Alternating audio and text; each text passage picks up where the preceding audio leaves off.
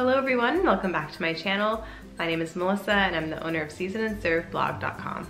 So here in Canada, we are getting close to the Thanksgiving holiday, and Thanksgiving is actually on October 14th this year, which is next Monday, if you can believe it. So in today's video, I will be showing you how to cook an entire traditional Thanksgiving menu from appetizers all the way to dessert. And along the way, I'll be sharing some tips and tricks with you that'll allow you to plan and prepare for this delicious holiday and to execute it without having any stress. But of course, before we get into today's video, I have another question for you guys. So I want to know in the comments below what your favorite Thanksgiving side dish is. And I know there's tons of different Thanksgiving side dishes that people make depending on where they're from in the world or even your family traditions. So let me know in the comments below. Now, I've cooked many large dinners in my day, and I consider myself a little bit of an expert when it comes to pulling off big dinners that have multiple dishes, such as Thanksgiving or even Christmas. So ideally, you want to be able to enjoy the holiday and not be stressed out by being stuck in the kitchen and cooking while all your friends and family have fun. And the key to not being stressed out is to prepare in advance. And this involves preparing for cooking, for grocery shopping, and as well as just your general setup and your Thanksgiving decor. I highly recommend preparing in advance, especially for the cooking. You do not want to cook an entire Thanksgiving menu on Thanksgiving Day. It is way too much work and you will just be exhausted by the time dinner comes. So preparing a week to a few days in advance will really help you out. So stick around and follow this simple timeline and these tips and tricks that'll let you pull off the perfect Thanksgiving dinner.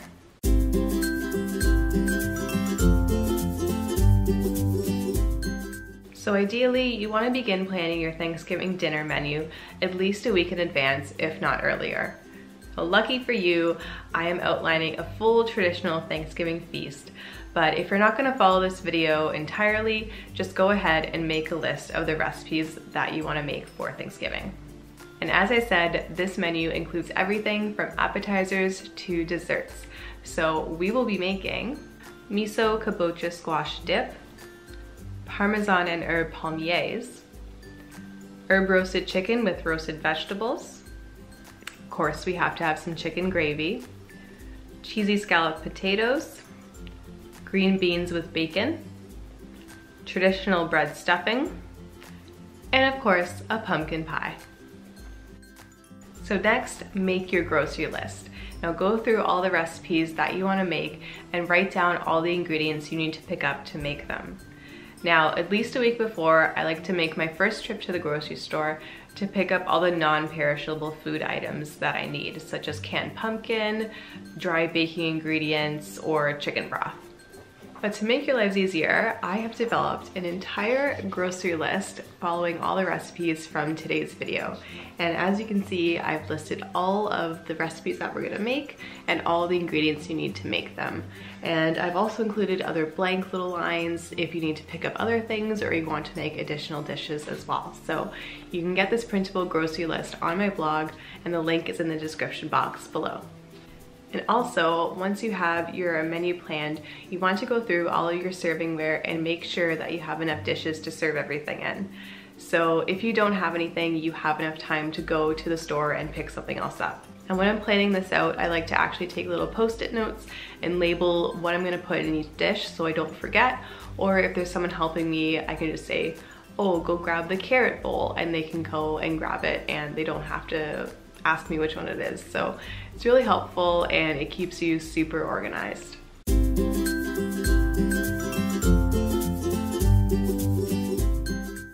So once Thanksgiving is 1 or 2 days away, I like to make my final trip out to the grocery store to pick up all of my fruits and vegetables and fresh things that I need for my dinner. So another pro tip is to organize and clean your fridge. So there's nothing worse than coming home from the grocery store and having no place to put your groceries. So what I like to do even before I go to the grocery store is to just go through and toss anything that's old or expired or anything that's taking up a lot of space. I see if I can put it somewhere else or freeze it if I have space in the freezer, stuff like that. But basically you just want to make sure that you have enough space to put all your groceries and have really good access to them. So the day before Thanksgiving is when you're going to be doing all of your cooking and preparation. And a really great tip before you begin cooking and chopping everything is to make sure that your dishwasher is empty. So if you have a dishwasher, this is great because if it's empty, you can just simply toss in dirty dishes as you need, and you can keep your counter spaces and sinks totally clear and mess-free, which is really nice, especially when you're making lots of food. I also like to ensure that the dishwasher is empty on Thanksgiving Day as well, just so that when everyone's done dinner, they can just put all their plates and utensils and glasses into the dishwasher, and it's just out of sight, out of mind, and dishwasher does all the work. So that is a really great tip. Another pro tip is to store all your chopped ingredients in glass or transparent containers. This is super helpful because you can see into all the glass containers and see what is in each of them. This way you don't have to start opening containers and looking through things. It's all right there and you can see it. Here I am using a set of glass containers from Anchor, and I love these dishes because they're really high quality and they can go from the freezer to the fridge to the oven and they don't break. Since we're cooking many recipes, you want to chop all your ingredients at once. So chopping is a bit time consuming and labor intensive, so I find it easier just to do it all at once. And this way, when you're cooking a recipe, you have everything prepared and ready to go. So once everything is placed into containers, you can take all the containers and put them in your fridge until you're ready to use them in your recipes. And look at how neat and tidy that is. That makes me so excited.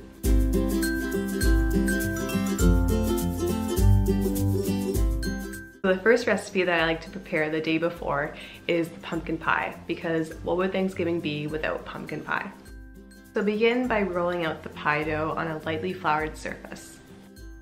I like to press the crust into the pie pan, and I dock the bottom of the crust with a fork. So to blind bake, all you want to do is just cover the pie with a piece of tin foil and then place something heavy inside it that's oven safe. So a lot of people use pie weights. I don't have those, so I just use some rice, and that's enough to keep the crust weighted down and pressed against the sides so it doesn't shrink while it's baking. And bake that in the oven for about 10 to 15 minutes, just until the crust has set. While it's cooking, I go ahead and roll out another small piece of dough and make little cutouts to garnish the top. So here I'm using some small cookie cutters of leaves and pumpkins just so I can decorate and add these at the end when the pie is fully cooked.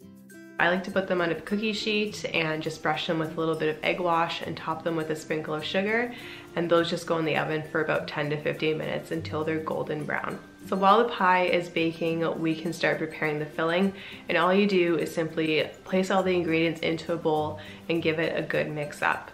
Again, all of the ingredients and their measurements are listed in the description box below.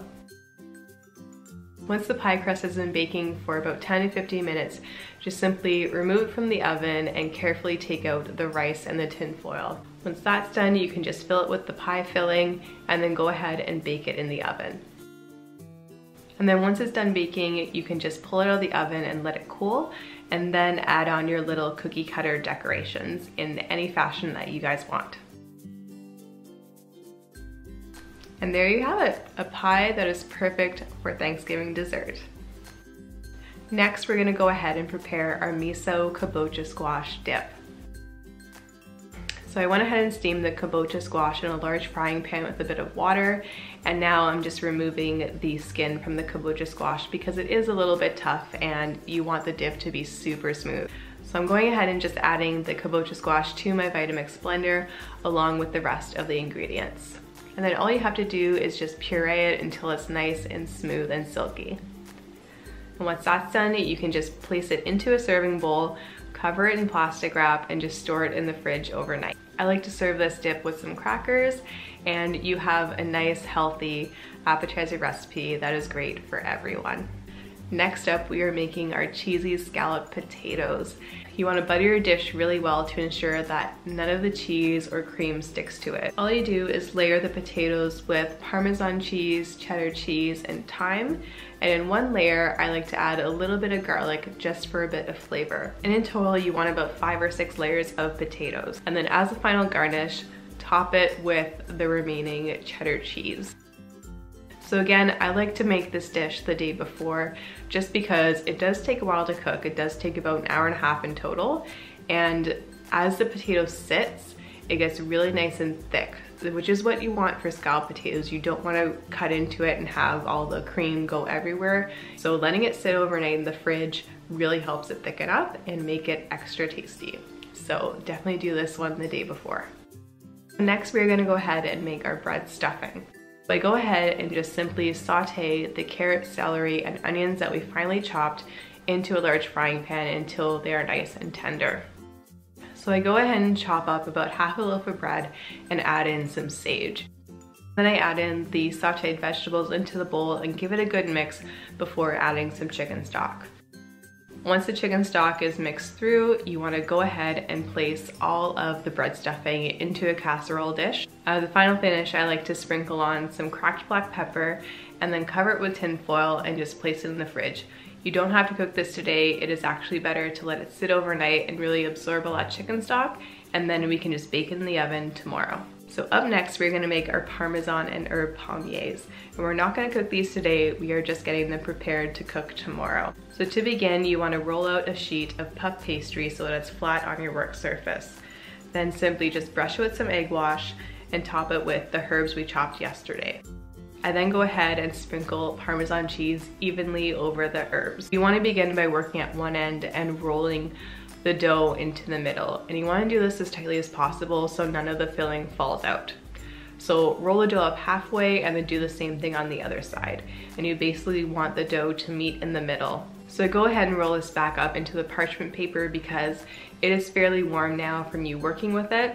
So I like to just roll it back up and pop it in the freezer. So leave it in your freezer until tomorrow, and you can actually take it out frozen, cut it up into 1 centimeter slices, and then bake it. So really easy, and you don't have to do too much work tomorrow. So next we're gonna go ahead and prepare our herb butter for our roasted chicken. Go ahead and mix in some herbs and garlic and mix it all up until it's combined, and then just place it in the fridge until you need it tomorrow.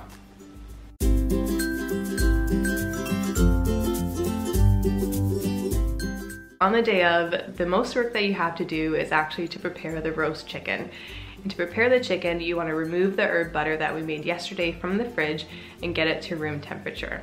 Next, you want to use your hands to get in under the chicken skin and loosen it up. Once the chicken skin has been loosened, you want to stuff it with the herb butter. And by putting it under the skin, it makes sure that the meat gets nice and juicy and stays that way. Once it has been stuffed with the herb butter, you can go ahead and add in a few slices of onion and some garlic cloves into the cavity. Once the chicken has been stuffed, you can go ahead and add the onions and carrots that we chopped up yesterday into the dish and place the chicken on top. And if the chicken skin rips at any point, it's totally okay. You can just simply fold the skin over itself. It is totally fine. Next, you just want to sprinkle it with a little bit of salt and pepper and about a tablespoon of olive oil. And the olive oil makes the skin super crispy and golden. Then about an hour before your guests arrive, you want to place the chicken in the oven. So once the chicken has been cooking for about 45 minutes, you want to reheat your scalloped potatoes and your bread stuffing. So just slide those into the oven covered with tin foil and they will reheat just in time for the chicken to be ready. So while the potatoes and bread stuffing are heating up in the oven, we're gonna go ahead and make our green beans with bacon. So simply fry up some bacon in the pan and then remove it once it's become nice and crispy. Then add some onions to the pan and fry those until they're nice and soft and translucent.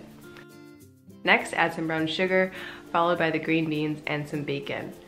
Add a little bit of water as well to the pan and then cover it and let it steam for about 5 minutes until the beans have become nice and bright green and have started to become tender. Once the beans are cooked, you can just toss everything together and place it into a large serving bowl. These sweet and salty beans are a perfect side dish for your Thanksgiving dinner. About 15 minutes before your guests arrive, I like to pull out the Misa kabocha squash dip. So just to finish it off, I like to have a nice little sprinkle of toasted pumpkin seeds as well as black sesame seeds. I think this adds wonderful flavors and texture, plus it looks really elegant. I like to serve crackers alongside this dip, but you can definitely chop up some vegetables. that tastes great as well. About 10 minutes before your guests arrive, you want to begin cooking your Parmesan and herb palmiers. Just chop up the palmiers that we made yesterday into 1 centimeter thick slices, brush it with some egg wash, and then pop it in the oven for about 10 to 15 minutes or until they're nice and golden brown. Once they're done, you can arrange them on a plate and you can serve them to your guests piping hot out of the oven. So once your chicken has reached a temperature of 160 degrees Fahrenheit, go ahead and remove it from the oven. You want to take the chicken out of the baking dish and let it rest on a cutting board covered in tin foil for at least 15 minutes. This will allow the juices of the chicken to really get back into the meat so that when you cut into it, they don't run all over your cutting board and the chicken stays nice and juicy. And while you're waiting for the chicken to rest, you can go ahead and make your chicken gravy. All you want to do is simply pour the drippings out of the baking tray, trying not to get any onions or carrots in there, and just simply pour it into a small sauce pot. And you want to add some chicken stock as well as a slurry of cornstarch and water to really thicken up the sauce. Then all you have to do is simply bring it to a boil and make sure it's thickened up before pouring it into a gravy boat and bringing it to the table.